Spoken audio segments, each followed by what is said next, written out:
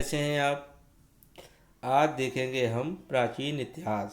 Topic है पाषाण काल। तो इसका अध्ययन हम विस्तृत तौर से करेंगे। आप इस वीडियो को पूरा देखें। चलो शुरू करते हैं।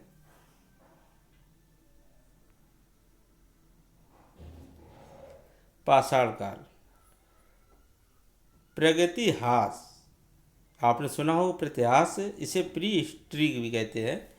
लेखन कला का विकास न होना, ऐसा इतिहास जहाँ लेखन कला का विकास नहीं हुआ था उसे प्रागैतिहासिक काल कहते हैं। आदि इतिहास किसे बोलते हैं? Proto history. लेखन कला का विकास होना पर उसका वाचन उसे आज तक भी पढ़ा नहीं जा सका। ऐसे इतिहास को आदि इतिहास के नाम से जाना जाता है। इतिहास हिस्ट्री किसे कहते हैं?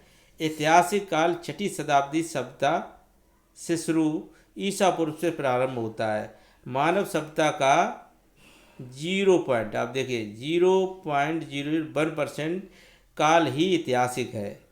50,000 से 1 लाख ईसा पूर्व प्राइमेटिस नर मानव का जन्म होता है। कब से देखेंगे?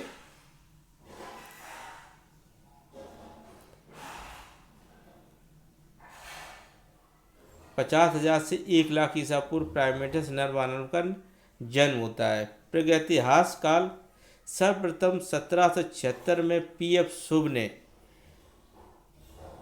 प्रागैतिहासिक काल को 3 कालों में बांटा है। तो प्रागैतिहासिक काल को कितने भागों में बांटा है? किसने? पी.एफ. शुभ ने। कौन कौन से काल हैं? पाषाण काल, कांस्य काल और लौह काल। तो बात आ जाती है पाषाण काल, कांस्य काल, लौह काल को किसने डिवाइड किया है? इन तीनों को किसने किया? पी.एफ. शुभ ने किया है। मानव अति नूतन प्लेस्टोसीन युग के आरंभ में पैदा होता है। आगे आप देखेंगे किस तरह से। 1836 में थॉमसन महोदय ने भी पी.एफ. शुभ का अनुसरण किया। तो इस पाषाण काल, कांस्य काल, लौह काल को थॉमसन महोदय ने भी डिवाइडेड किया। किसने? थॉमसन महोदय ने भी। फिर आ जाता है फ्रांसीसी विद्वान जॉन लुम्बक, जिन्हें लॉर्ड एवेबरी के नाम से भी जाना जाता है। इन्होंने पाषाण काल को 2 भागों में बांटा। 2 भागों में बांटा। कौन कौन से? पूर्व पाषाण काल और नव पाषाण काल। पूर्व पाषाण काल और नव पाषाण काल। तो बात आ जाती है कि जॉन लुम्बक ने पाषाण काल को 2 भागों में बांटा, पूर्व पाषाण काल और नव पाषाण काल। वहीं पे आप देखेंगे 1870 में लार्टेड महोदय ने 1870 में लार्तेत महोदय ने पूर्व पाषाण काल को 3 भागों में विभाजित किया है। किसे? लार्तेत महोदय ने पूर्व पाषाण काल को। आप देखेंगे यहाँ पर एक चीज़ नोट करेंगे कि यहाँ पे जहाँ पे आप देखेंगे यहाँ पर जॉन लुम्बक ने पाषाण काल को 2 भागों में बांटा, पूर्व पाषाण काल और नव पाषाण काल।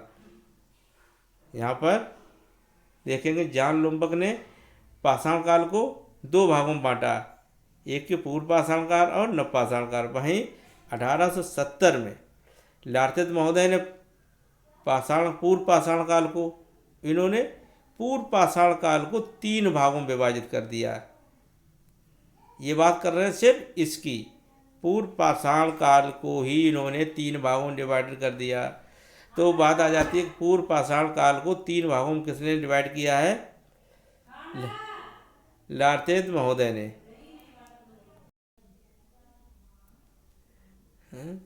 1870 में लार्तेत महोदय ने पूर्व पाषाण काल को 3 भागों में विभाजित किया है। तो आप 1 मिनट देखेंगे इस तरह से।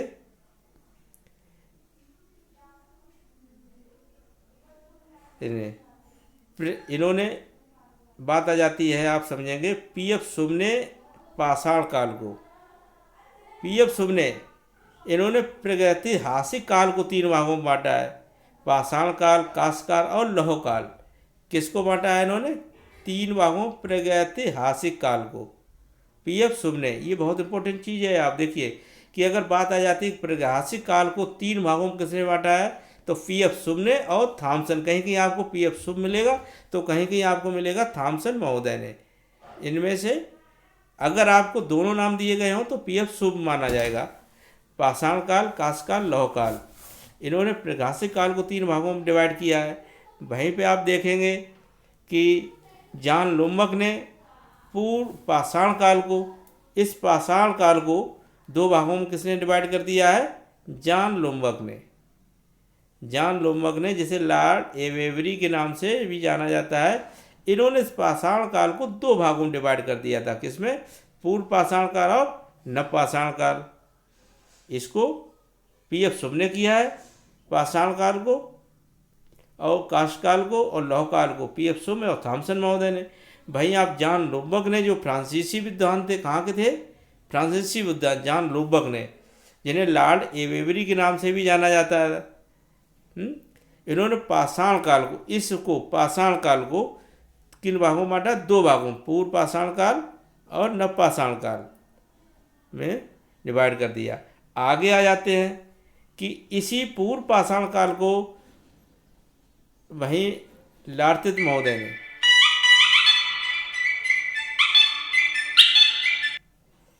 1870 में लार्तित महोदय ने पूर्व पाषाण काल को 3 भागों में विभाजित किया है। प्रारंभिक पूर्व पाषाण काल, मध्य पूर्व पाषाण काल और उच्च पूर्व पाषाण काल। तो इस पूर्व पाषाण काल को 3 भागों में किसने डिवाइड कर दिया है? लार्तित महोदय ने। कब किया? 1870 में पूर्व पाषाण काल को 3 भागों में विभाजित कर दिया है। प्रारंभिक पूर्व पाषाण काल, जिसका अवधि क्या बताई? 5 लाख से 50 बीसी तक, 5 लाख से 50 बीसी तक। भाई मध्य पूर्व पाषाण काल का समय पीरियड क्या है? 50,000 से 40,000 बीसी तक। भाई आप आगे देखेंगे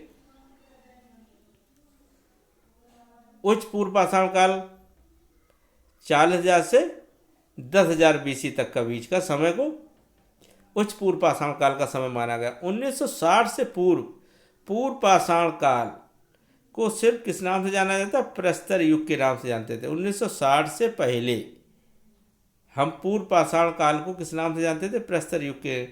1961 में प्रथम एशियाटिक पुरातत्व सम्मेलन कहाँ हुआ? दिल्ली में। कब होता है ये? 1961 में। 1961 में आरंभ होता है पूरा पाषाण काल के क्रमबद्ध अध्ययन। फ्रांस से प्रारंभ होता है। कहाँ से? अगर बात की जाए पूरा पाषाण काल का क्रमबद्ध अध्ययन कहाँ से शुरू हुआ है, तो ये कहाँ से होता है? फ्रांस से। अतः वहीं की शब्दावली को स्वीकार किया गया है। यूरोप में पूरा पाषाण काल का विभाजन,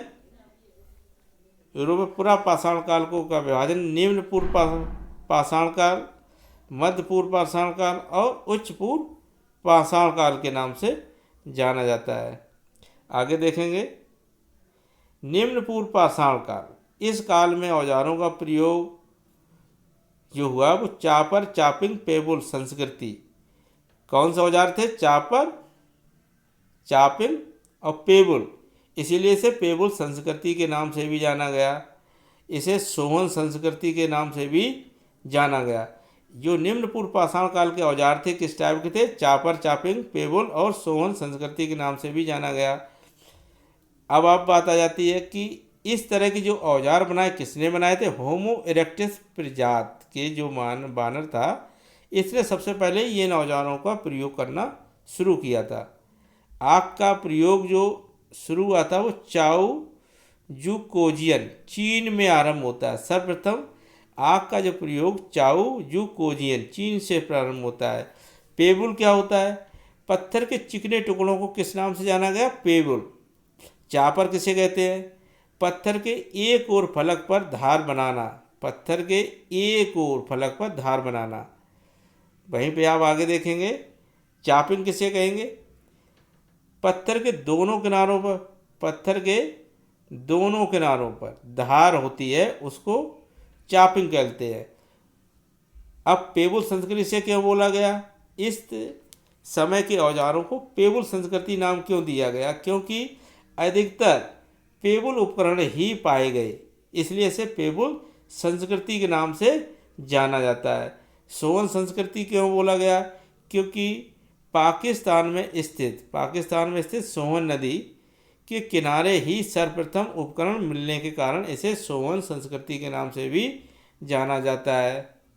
आगे देखेंगे हैंड एक्स संस्कृति किसे कहते हैं। सर्वप्रथम इसके उपकरण मद्रास के समीप बादमुदेर तथा अतिरपक्कम में प्राप्त किए गए। इसे मद्रास संस्कृति भी कहते हैं क्योंकि ये स्थान कहाँ है, मद्रास में। अतिरपक्कम और बादमुदेर कहाँ पे, मद्रास, इसलिए मद्रास संस्कृति भी कहते हैं। सर्वप्रथम 1863 में भारतीय पुरातत्व भूतत्व सर्वेक्षण कहाँ पे देखेंगे, रॉबर्ट ब्रूस फ्रूट ने मद्रास के समीप पलवरम में, कहाँ पर, पलवरम नामक स्थान से हैंडैक्स प्राप्त किया। हैंडैक्स क्या है, एक प्रकार की कुल्हाड़ी होती थी। क्या थी, कुल्हाड़ी हुआ करती थी, वो प्राप्त की है। कब की है, 1863 में। ये कौन है, ब्रूस फ्रूट, भारतीय भूतत्व सर्वेक्षण विभाग वे कार्यरत थे। आगे देखेंगे किंग महोदय ने अतिरपक्कम के उपकरण प्राप्त किए। किंग महोदय ने अतिरपक्कम में। अब बात आ जाती है कोर्तलियार नदी घाटी स्थित कहाँ है, तो बादमुदेर जो है वो कहाँ, कौन सी नदी घाटी में स्थित है, कोर्तलियार नदी घाटी में, जहाँ से अनेक उपकरण मिले हैं जो कि क्वार्टरजाइट पत्थर से बने हुए हैं। आगे देखेंगे कोतलियार नदी घाटी का दूसरा स्थल अतिरपक्कम है। इनके उपकरणों को अवेलियन असूलियन कोड के हैंडएक्सों में रखा गया है। सोवन संस्कृति, सोवन नदी सिंधु की सहायक नदी। सोवन क्या है, किसकी सहायक नदी है, सिंधु की सहायक नदी। 1928 में डीएन बाडिया ने पूर्व पाषाण काल का उपकरण प्राप्त किया। 1928 में डीएन बाडिया ने पूर्व पाषाण काल का उपकरण प्राप्त किया। 1930 में KRU थार ने पिंडी घेव, 1930 में KRU थार एक वैज्ञानिक हैं पुरातत्व सर्वेक्षण में, पिंडी घेव नामक स्थान से इन्होंने सोवन घाटी से उपकरण प्राप्त किए। आगे देखते हैं 1935 में डी टेरा ने के नेतृत्व में एल कैम्ब्रिज विश्वविद्यालय अभियान दल ने क्या किया, सोवन घाटी का अनुसंधान किया, यहाँ पर उत्खनन कार्य किया। सोवन घाटी की 5 वेदिकाओं से अनेक उपकरण प्राप्त किए जिन्हें सोवन उद्योग के नाम से जाना जाता है। तो क्वेश्चन आ जाता है कि सोवन उद्योग क्या है, तो सोवन घाटी की 5 वेदिकाओं से उत्खनन में मिले औजारों के उपकरणों को से प्राप्त को सोवन उद्योग कहा जाता है। बोल्डर कांग्लोमरेट स्थल से बड़े बड़े पेबल, कहाँ से, बोल्डर कांग्लोमरेट स्थल से बड़े बड़े पेबल और फलक उपकरण प्राप्त किए जो क्वार्टरजाइट पत्थर से बने हैं, जिनको प्राक सोहन नाम दिया गया। इन उपकरणों को किस नाम से जाना जाता है, आरंभिक सोहन, उत्तरकालीन सोहन, चौतारा सोहन और विकसित सोहन। आगे देखेंगे तो सोवन घाटी की जो खुदाई हुई 5 वेदिकाओं की खुदाई होती है, तो पहली वेदिका का निर्माण द्वितीय हिमकाल में होता है। इनसे प्राप्त उपकरण आरंभिक सोहन किस नाम से जाना गया, आरंभिक सोहन कहा जाता है। पहली वेदिका से कोई जीवाश्म प्राप्त नहीं होता है। यह निम्न पूर्व पाषाण काल का उपकरण है। दूसरी वेदिका का निर्माण तीसरे हिमकाल से में इनसे प्राप्त उपकरणों को उत्तरकालीन सोहन कहा गया है। कोई हैंडएक्स प्राप्त नहीं होता है दूसरी वेदिका से। यह उपकरण मध्य पूर्व पाषाण फलक है। ये कब का है, मध्य पूर्व पाषाण फलक। आगे देखेंगे तीसरी वेदिका का निर्माण तृतीय अंतरिम काल में होता है।